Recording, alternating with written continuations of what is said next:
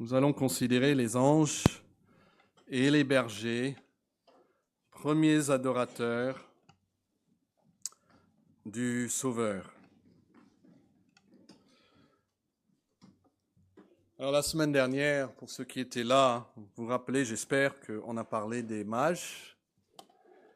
Et nous avons vu surtout le contraste que la Bible donne en Matthieu chapitre 2 de ces mages qui sont venus de loin pour adorer. Ils font tout pour adorer le roi nouveau-né. Et le roi Hérode, il fait tout pour éliminer le roi nouveau-né. C'est un peu les deux extrêmes possibles des réponses que peuvent avoir les gens à Jésus. Mais même aujourd'hui, en fin de compte, et finalement à la fin de votre vie, vous allez vous trouver dans le groupe d'Hérode ou dans le groupe des mages. Il n'y a pas vraiment une position neutre qu'on peut prendre face à Jésus-Christ. Mais aujourd'hui, au lieu d'avoir deux extrêmes et leur contraste, nous allons considérer les tout premiers adorateurs du Sauveur dont Luc nous parle et en fait ce qui les rapproche, les anges et les bergers. Regardez chapitre 2 de Luc et le verset 6. Alors, Wilson l'a lu tout à l'heure, donc on ne va pas tout relire, mais regardez directement le verset 6. Pendant qu'ils étaient là, le temps où Marie devait accoucher arriva. Elle enfanta son premier-né. Elle l'emmaillota. Ça, c'est simplement enveloppé étroitement dans un maillot, un linge. Elle faisait simplement ce qu'elle a vu faire. Il n'y a ici rien d'anormal. C'est le soin qu'une mère donne pour son nouveau-né. Et puis, elle le coucha dans une crèche. Voilà quelque chose qu'elle n'a pas vu faire, j'imagine. Une crèche, une mangeoire, une auge. Il y avait la nourriture pour le bétail, installée probablement le long du mur, de l'étable, de l'écurie, de la bergerie. Enfin, la Bible ne nous précise pas exactement où Jésus est né. Cependant, voici le détail qui nous donne un indice qu'il s'agissait d'un lieu destiné aux animaux. Et si l'on pose la question pourquoi une naissance dans un cadre semi-public, conçu comme abri pour les bêtes, la réponse nous est donnée encore au verset 7, parce qu'il n'y avait pas de place pour eux dans l'hôtellerie. L'hôtellerie, probablement simplement une maison, une chambre haute, c'est le même mot pour chambre haute plus tard avec Jésus, mais c'est quand même un lieu destiné pour des humains. Et il n'y a pas de place dans les lieux destinés pour les humains, donc il se trouve dans un lieu créé pour les animaux. Mais verset 8 nous dit qu'il y avait dans cette même contrée des bergers qui passaient dans les champs les veilles de la nuit pour garder leurs troupeaux. Et voici un ange du Seigneur leur apparut, et la gloire du Seigneur resplendit autour d'eux. Il fut saisi d'une grande frayeur, mais l'ange leur dit, ne craignez point, car je vous annonce une bonne nouvelle qui sera pour tout le peuple le sujet d'une grande joie. C'est qu'aujourd'hui, dans la ville de David, il vous est né un sauveur, qui est le Messie, ou le Christ, le Seigneur. Et voici à quel signe vous le reconnaîtrez. Vous trouverez un enfant emmailloté et couché dans une crèche. Et soudain, il se joignit à l'ange une multitude de l'armée céleste. Essayez d'imaginer un peu cela. Louons Dieu et disons, gloire à Dieu dans les lieux très hauts et paix sur la terre parmi les hommes qu'il a agréés. Notez le verset 7, elle enfanta son fils premier-né. À une époque bien antérieure aux échographies, Marie savait déjà qu'elle allait donner naissance un petit garçon.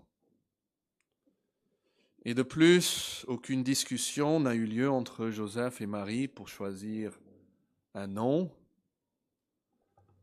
Ce dernier avait été décidé avant même la conception de cet enfant. Si vous reculez juste un peu, Luc chapitre 1, verset 31, il dit, « Voici, tu deviendras enceinte », on parle à Marie ici, « et tu enfanteras », c'est le même mot qu'en Luc 2,7, elle enfanta, « tu enfanteras quoi ? Un fils. Et tu lui donneras le nom de Jésus. » Donc l'ange lui révèle avant coup les informations cruciales au sujet de cet enfant. Des informations qui sans doute traceront un chemin très profond jusqu'au tréfonds du cœur de Marie. Elle va repasser ces choses dans son cœur. Et Luc 1, verset 32, notez-le, il dit que ce fils, il sera grand et il sera appelé fils du Très-Haut. Et le Seigneur Dieu lui donnera le trône de David, son père. Il régnera sur la maison de Jacob éternellement, et son règne n'aura point de fin. Et nous savons que l'ange est aussi apparu à Joseph quelques semaines plus tard, et lui a donné aussi cette même information. Matthieu 1, c'est 21 qui nous dit « Elle enfantera un fils », encore le même mot pour enfanter, « et tu lui donneras le nom de Jésus, c'est lui qui sauvera son peuple de ses péchés. » Donc Dieu, dans sa grâce, avait dit la même chose par l'ange à Marie séparément, et puis aussi à Joseph séparément. Et maintenant, il voit la chose s'accomplir devant eux. C'est ce thème de sauveur, quelqu'un qui sauvera son peuple de ses péchés, que l'ange met en lumière lorsqu'il l'annonce aux bergers. Vous notez ça en Luc 2, revenez au verset 10.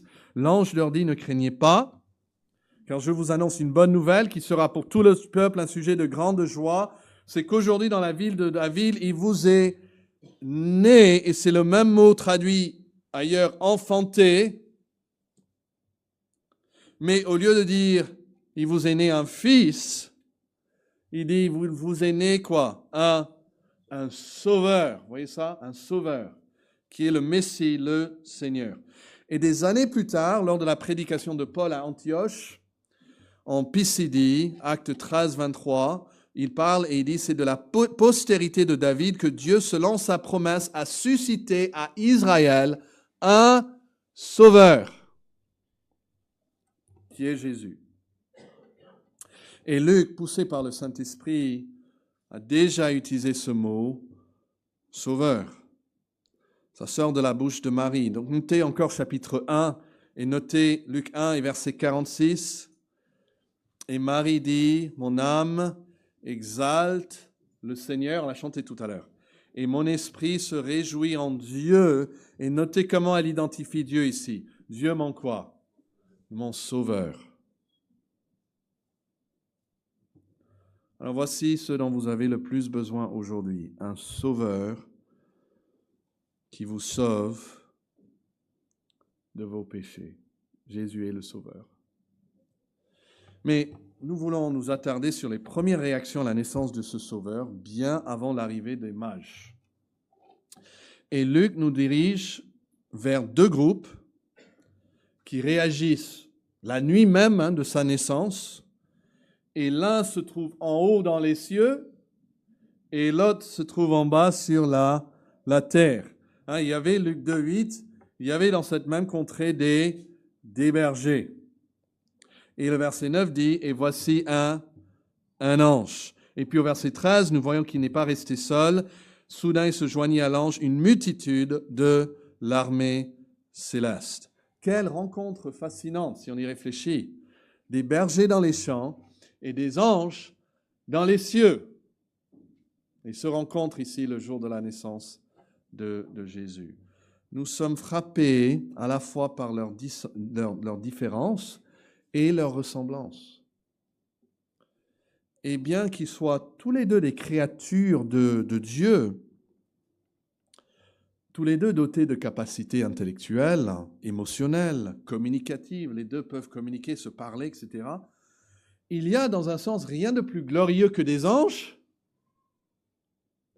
et rien de plus ordinaire, on peut dire banal, que des bergers dans les champs. Et cependant, j'aimerais que vous remarquiez la similitude entre ces deux groupes. C'est différent entre eux, mais similaire ici cette nuit de Noël. Le Saint-Esprit, en fait, emploie les mêmes verbes pour les deux groupes. Ils se livrent tous les deux aux mêmes activités. Deux activités en principal. Une dirigée vers Dieu et l'autre dirigée vers les hommes. Alors, réfléchissez un moment avant de lire. Que font les anges que les bergers peuvent également faire? Qu'est-ce que les anges offrent à Dieu que des simples bergers aussi peuvent offrir à Dieu? Comment Dieu pourrait-il utiliser les bergers pour servir même les hommes, tout comme il utilise des anges pour servir les hommes? Il y a deux verbes, je vous recommande de les relier. Notez Luc 2,13. « Et soudain, il se joignit à l'ange une multitude de l'armée céleste. Et qu'est-ce qu'il faisait, verset 13 ? Louant Dieu. » Donc, les anges louent Dieu. L'idée première de ce mot « louer », c'est exprimer son approbation. Okay? Il y a le mot « adoration », c'est une forme d'adoration, mais c'est très spécifique. C'est une forme d'adoration où nous exprimons nous-mêmes notre approbation pour quelque chose. Et dans la Bible, il n'est utilisé que pour la louange de Dieu et souvent associé à un acte de Dieu. Par exemple, encore en Luc 19, 37, il dit que toute la multitude des disciples, saisis de joie, se mit à louer Dieu à haute voix pour tous les miracles qu'ils avaient vus. Vous voyez donc, ils ont vu quelque chose, ça les pousse à exprimer leur approbation de Dieu. Ça, c'est la louange. Donc, quand Dieu fait quelque chose que vous estimez grand, que vous estimez merveilleux, et puis ça vous pousse à exprimer votre admiration, ça, c'est la louange. Et on peut comprendre comment les anges peuvent louer Dieu, mais notez maintenant le verset 20. Okay, verset 13, l'armée céleste loue Dieu, mais Luc 2, verset 20 nous dit que les bergers s'en retournèrent, glorifiant, et quoi? Le même mot, louant Dieu. Les bergers louent Dieu tout comme les anges louent Dieu. Et leur louange n'a pas moins de valeur aux yeux de Dieu. Rappelons-nous que ces deux groupes se livrent tous donc aux deux mêmes activités. L'une de ces actions est dirigée vers Dieu, on l'a vu, c'est louer, le même verbe pour les deux, et l'autre vers les hommes. Okay, est-ce que vous pouvez le trouver? Regardez Luc 2,10. Et l'ange leur dit, ne craignez point, car je vous annonce une bonne nouvelle. On voit ce que font l'ange ici, il annonce une bonne nouvelle, il évangélise l'évangile, littéralement. Mais notez le verset 15, Luc 2,15. Lorsque les anges les eurent quittés pour retourner au ciel, les bergers se dirent les uns aux autres, allons jusqu'à Bethléem et voyons ce qui est arrivé et ce que le Seigneur nous a quoi? Fait connaître. Ça, c'est le verbe que je voudrais souligner. Il nous a fait connaître. Le Seigneur les a fait connaître. Comment? Par le biais des anges qui annoncent.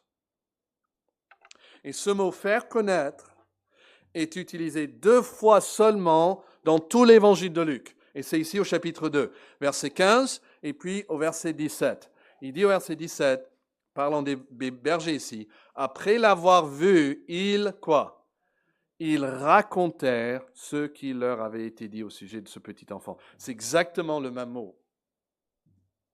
Les anges font connaître, les bergers font connaître aussi aux autres. Donc nous avons les anges et les bergers, premiers adorateurs, et donc, pour le deuxième mot, proclamateurs. Parce qu'ils louent et ils font connaître. Adorateurs et proclamateurs du Sauveur. Donc notons d'abord ces anges. Les anges qui louent et proclament le Sauveur. Vous lisez la Bible, vous savez que les anges sont des êtres célestes, souvent invisibles à l'œil humain. Colossiens 1,16 nous dit qu'ils sont invisibles. Ils apparaissent parfois sous forme humaine, comme en Genèse 18, verset 2, et parfois sous leur véritable forme que Dieu leur a donnée. C'est le cas dans le livre d'Ézéchiel, par exemple. Les anges ont été créés par Dieu. Les anges ont été créés pour vivre pour l'éternité. Ils ne vont pas mourir. Les anges étaient présents quand Dieu a créé le monde. Les anges, Jésus nous dit, ne se marient pas entre eux. Ça veut dire que les anges ne sont pas une race. Nous, les êtres humains, nous sommes tous une race. Il y a une seule race humaine, n'est-ce pas? Et nous avons tous comme parents Adam et Ève. Mais les anges sont tous, chacun est une création individuelle de Dieu. Et c'est une raison qu'il y a d'énormes variétés entre les anges. Vous lisez Ézéchiel ou Apocalypse, encore Ésaïe chapitre 6, et ça parle de ces différents êtres vivants, et leurs formes sont parfois très très différentes les uns des autres. Les anges sont très sages et intelligents. Un ange vient instruire Daniel en Daniel 9, 22. Les anges sont des êtres spirituels. Ils n'ont pas de corps physique. Hébreux 1,7 nous dit qu'il dit aux anges, il fait de ces anges ses esprits ou des esprits. Mais voici ce que je veux souligner. C'est que Dieu a créé les anges pour glorifier et adorer Dieu. Ça, c'est leur raison d'être. Selon le psaume 29, comme en Job 1,6 ou Job 38,7, ce sont des êtres si élevés, si puissants, qu'on peut les appeler les fils de Dieu. Et le psaume 29, je vais juste vous le lire, il dit « Fils de Dieu », il parle aux anges, « Rendez à l'Éternel gloire et honneur. Rendez à l'Éternel gloire pour son nom. Adorez l'Éternel avec des ornements sacrés. » Ça, c'est leur principale raison d'être. Adorer l'Éternel. Et tout cela culminera dans son accomplissement ultime dans le ciel. On lit ça en Apocalypse chapitre 5. Il dit, Jean dit, je regardais, j'entendis la voix de beaucoup de quoi? Beaucoup d'anges. Vous voyez, Dieu a prévu cela dans le ciel. Autour du trône, des êtres vivants, des vieillards, et leur nombre était en fait des myriades, des milliers de milliers. Il disait d'une voix forte, l'agneau qui a été immolé est digne de recevoir la puissance, la richesse, la sagesse, la force, l'honneur, la gloire et la louange. Et les quatre êtres vivants disaient Amen, et les vieillards se prosternèrent et adorèrent. Ils sont là pour adorer. Mais sur la terre, il n'y a jamais eu de chorale d'anges tel que le jour de la naissance de Jésus-Christ. C'est comme si Dieu a sorti, vous voulez, le grand jeu. C'est l'orgue dans la cathédrale qui va se mettre à fond. Et soudain, il se joignit à l'ange une multitude de l'armée céleste, louant Dieu et disant gloire à Dieu dans les lieux très hauts. Le rôle donné aux anges de louer, de proclamer, démontre l'importance de l'événement. Certainement. Comme on a vu avec des mages qui viennent, il y a un roi, donc c'est un événement important ici. La naissance de Jésus, c'est un un événement extrêmement important. Et soudain, il dit, verset 13, pardon. C'est exactement le même mot utilisé encore par Luc pour décrire ce qui est arrivé à Saul, qui est devenu plus tard Paul, sur le chemin de Damas. Il dit, tout à coup, une lumière venant du ciel resplendit autour de lui. C'est le même mot, tout à coup. Soudain, sans être prévu, sans être attendu, sans signe avant-coureur. Soudain, imaginez la surprise. Déjà, il y a l'ange, mais soudain, après, il y a toute cette chorale d'anges qui chantent dans le lieu céleste. La Bible dit dans le psaume 29 que quand les anges voient la puissance de Dieu dans la création, il dit la voix de l'Éternel fait enfanter les biches, des poux et les forêts. Il dit après, et tout dans son palais, tout s'écrie gloire. Et c'est encore ce même psaume qui parle de l'adoration des anges. On voit les anges, ils voient la puissance de Dieu dans la nature, et là ils sont devant Dieu et ils disent gloire. Les cieux racontent la gloire de Dieu aux anges, et ils glorifient Dieu pour ce qu'ils voient dans la nature, dans la création. Mais quand le Sauveur est né d'une jeune adolescente et qu'il est emmailloté, Dieu permet aux anges de s'approcher un peu de ce lieu où se trouve le Sauveur des hommes, et ils ne peuvent s'empêcher de montrer leur émerveillement et leur louange, et ils veulent glorifier Dieu. Alors nous ne savons pas le jour de l'année que Jésus est né, n'est-ce pas? Il n'y a rien de sacré dans la date du 25 décembre. Il y en a qui pensent même que c'était pendant l'été, parce qu'après tout, il y a ces bergers qui sont dans les champs, pas dans un enclos. Cependant, si vous vous demandez s'il est approprié de célébrer la naissance de Jésus, parce qu'il y a des gens qui disent il ne faut pas célébrer la naissance de Jésus, même posons-nous la question et observons que les anges du ciel ont marqué cet événement d'une manière incomparable. Je crois bien que c'est une occasion qui mérite pleinement d'être célébrée. Il y avait des fêtes dans l'Ancien Testament pour le peuple de Dieu, et ici nous fêtons ce que les anges ont voulu fêter. Ça démontre, vous voyez, le fait qu'il y ait des anges démontre l'importance de l'événement. Comment faire en sorte que les créatures les plus glorieuses et intelligentes éclatent dans la louange de Dieu? Eh bien, montrez-leur le Seigneur, le Créateur, qui se revêt de la chair humaine et qui s'humilie jusqu'au point d'être né et couché dans une crèche. Ça les pousse à glorifier Dieu. Mais le rôle donné aux anges aussi démontre la supériorité du Sauveur face aux anges. Notez à qui les anges donnent louange et gloire au verset 14. Gloire à Dieu dans les lieux très hauts. Vous avez, on a ce mot Dieu, après le mot dans, et puis un seul mot qui traduit les lieux très hauts. Il est important de noter que la relation de ce bébé à ce Dieu dans les lieux très hauts a déjà été révélée, même par un ange. Les anges le savaient donc bien. Reculez au chapitre 1, regardez le verset 35. Luc 1, 35. Parce que cela nous dit, pas seulement ce que Marie a appris, mais ce que les anges savaient. L'ange lui répondit, « Le Saint-Esprit viendra sur toi, et la puissance du Très-Haut te couvrira de son ombre. C'est pourquoi le Saint-Enfant qui naîtra de toi sera appelé quoi? Fils de Dieu. » Jésus est donc associé ici à Dieu. Mais il y a aussi ce terme Très-Haut, dans les lieux très hauts, qui est un titre donné à Dieu. Il est le Très-Haut.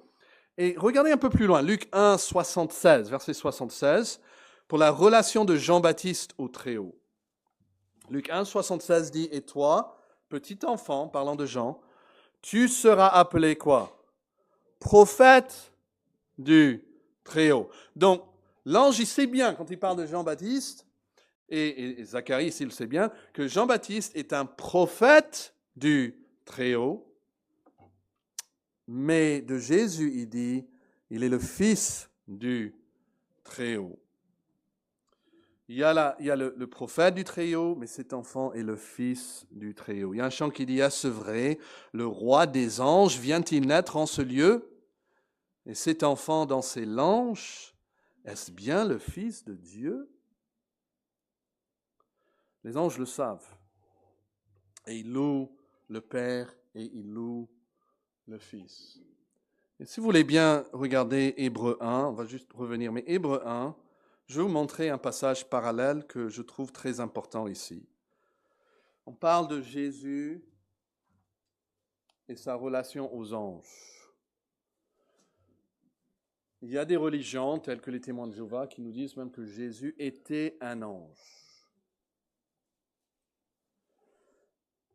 Mais Hébreux 1, verset 4, dit de Jésus qu'il est devenu d'autant supérieur aux anges.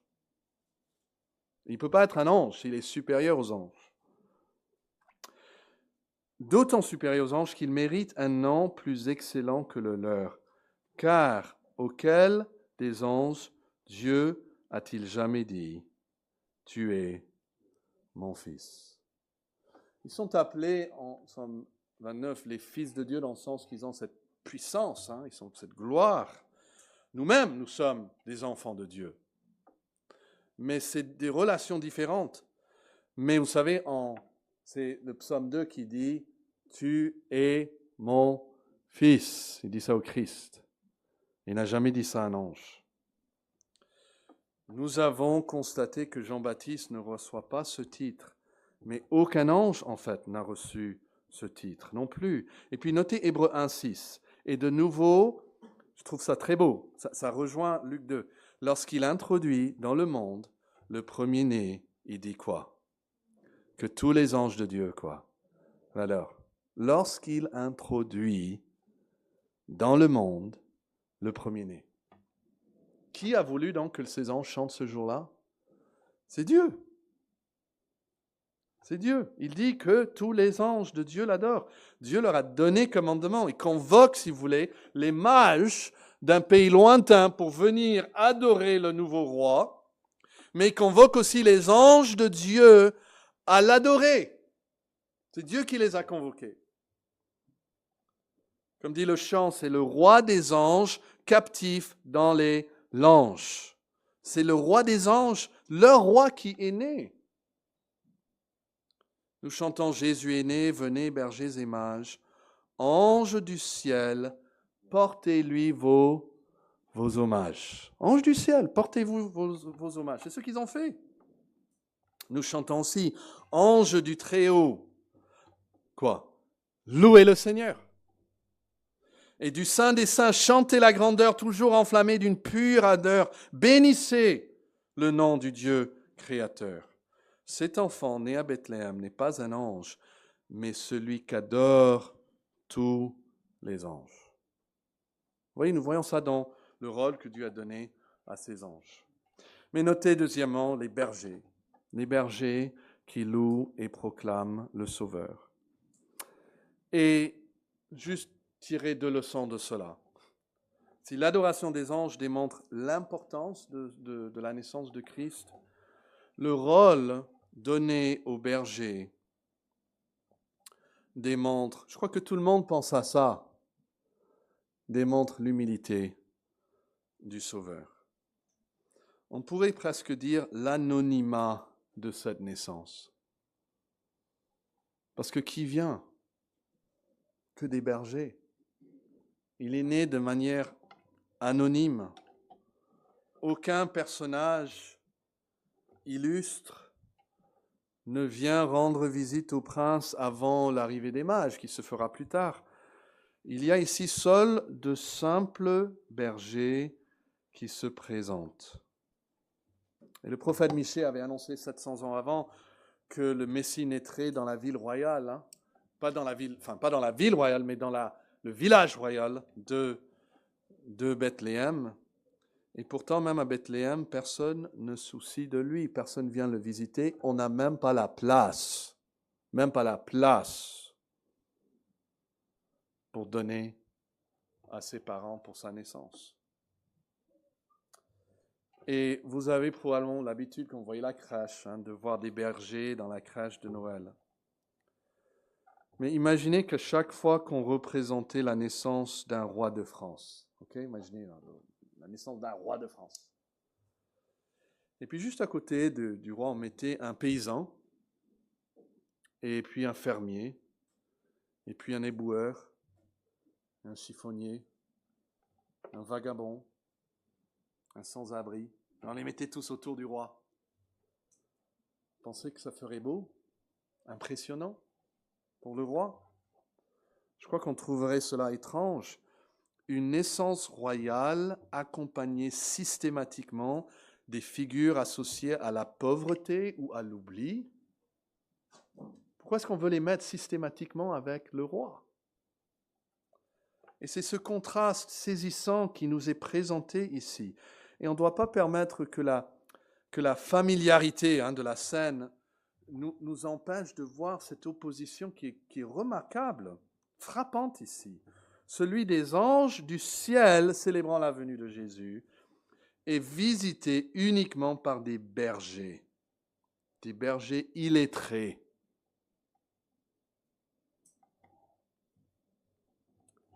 Philippiens 2, verset 8, il dit « Ayez en vous les sentiments qui étaient en Jésus-Christ, et existant en forme de Dieu.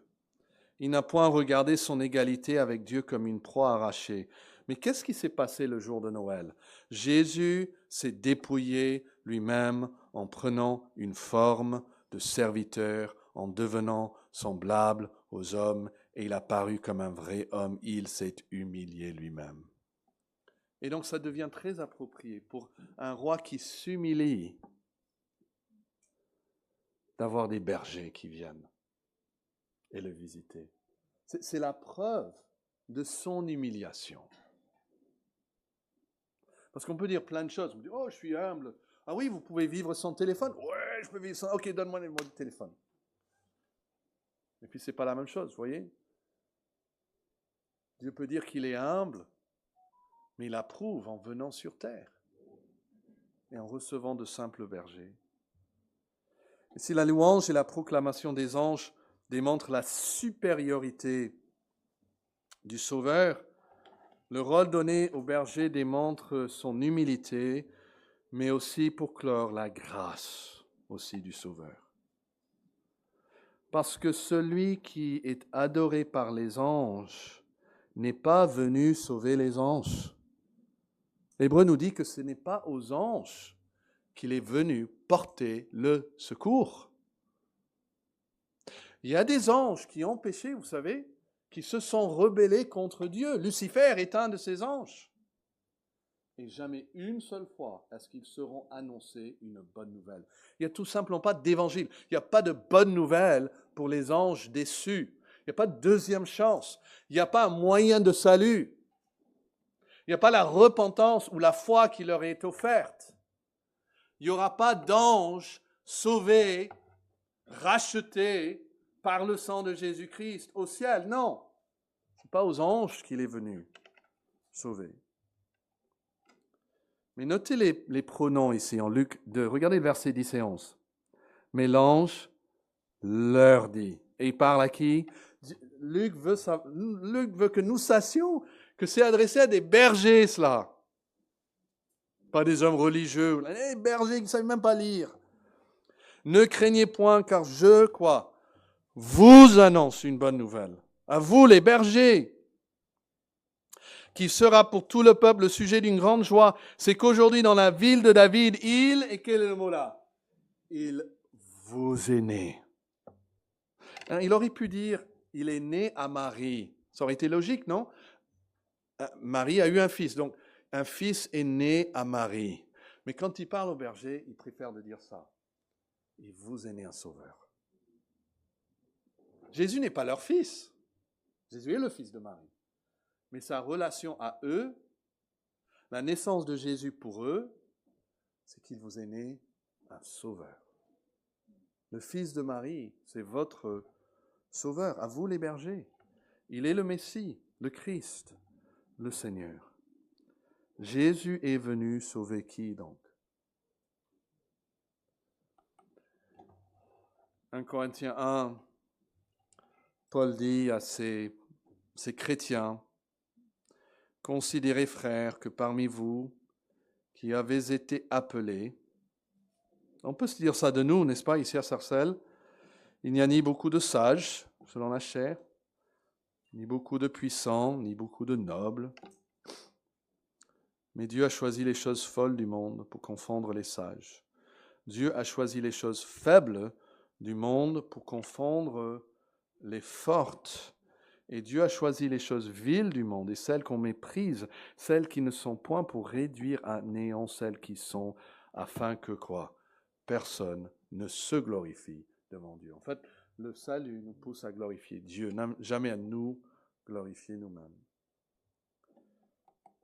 Et Paul, en donnant son témoignage, il dit en 1 Timothée 1,15, c'est une parole certaine et entièrement digne d'être reçue, que Jésus-Christ est venu dans le monde pour faire quoi? Pour sauver les pécheurs. Les bergers en faisaient partie. Et Paul dit, et moi, je suis le premier. Numéro 1, de quoi? Des pécheurs. Mais Jésus est venu sauver les pécheurs. Alors, si vous êtes ici et si vous êtes convaincu de votre péché, si vous êtes convaincu que vous êtes pécheur ou pécheresse, j'ai une bonne nouvelle. Vous êtes maintenant candidat pour le salut. Avant, vous n'étiez pas. Parce que Jésus n'est pas venu pour sauver ceux qui sont bien, ils n'ont pas besoin de médecin. Maintenant que vous réalisez que vous êtes pécheur, vous voyez comme ces simples bergers, peut-être vous n'avez rien à lui offrir, vous êtes candidat pour le salut. Et ce qui est si beau est de voir que Dieu reçoit non seulement la louange et la proclamation des anges, mais la louange et la proclamation des bergers. Après avoir adoré, qu'est-ce qu'ils font par la suite? Il dit, verset 20, les bergers s'en retournèrent, glorifiant et louant Dieu pour tout ce qu'ils avaient entendu et vu, et qui était conforme à ce qui leur avait été annoncé. Ils glorifient Dieu, ils louent Dieu. Et ils vont répandre, ils vont partager aussi cette bonne nouvelle